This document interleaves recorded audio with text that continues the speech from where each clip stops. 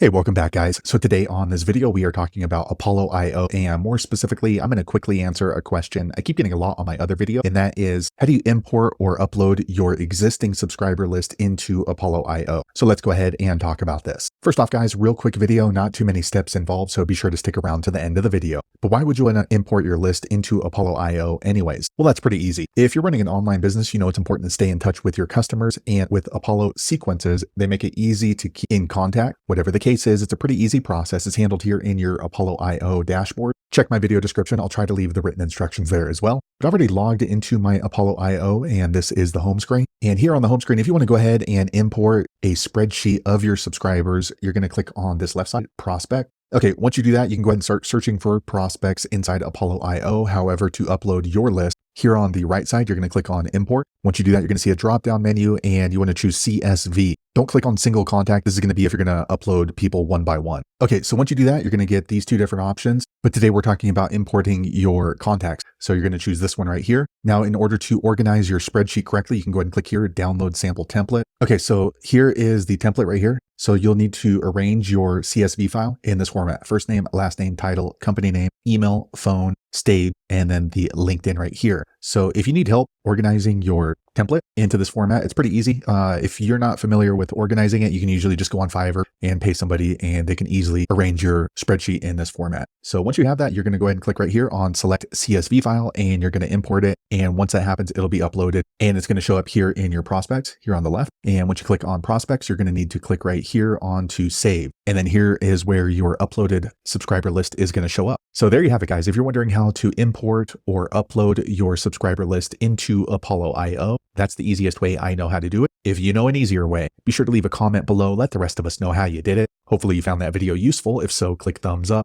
or maybe consider subscribing to my channel, and I hope to see you on the next video. Thanks again for watching.